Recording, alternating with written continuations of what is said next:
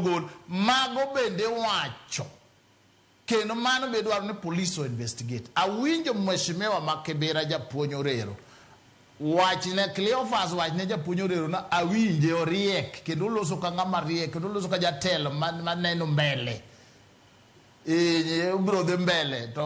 Washington tang'e pod wabiro geri mondo lokri mong'eyo. Mheshimiwa neko Ng'ondo Were is painful kendo cannot be allowed in a country like Kenya. Kendo ji nyaka twe gino nyaka maki to wawe uru rewe ni broad base kia ng'ato ne nyalo dwaro Ng'ondo Were serikal akia ni en Ruto akia ni en ng'awa apana mago eke kaka wa mix gik moko. Assassination mapiyo gama pindo kata mana mbae okere gimagi ma nyalo beda pure criminal offense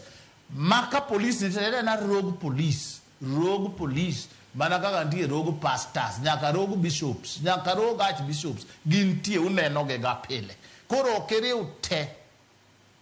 jatelo nind gi kwe Nyasach kurit joge kendo en bende nyithinde omed yarore obed joma beyo motegno mariek ma jotelo.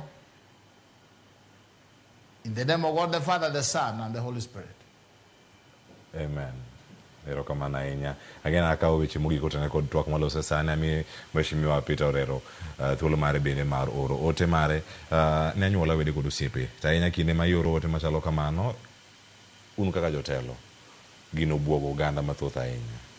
un kaka jok mantiere od bura en samoro Mheshimiwa jatiyo gi apayano Mangong Road bang' odiochieng'no ngima oselokore e yo machal nade iwacho ni nitie ng'ama pok okalo ndarano kendo ng'are ne masira ma kamano timre luoro ma oganda ntiere godo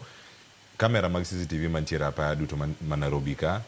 kawo seche mathoth ahinya mondo mi oyang' ng'ama notimo timbe maundu machalo kamano apaya maduong' mantie gi CCTV kameras gi duto tino ka gigi duto bende timre in kaka jaod bura matiyo koda piny ma Nairobi ka bende uparo kata kelo chike minyalo ridi mondo mi itimo gini kawuono ka kiny oseyudi kama intiere.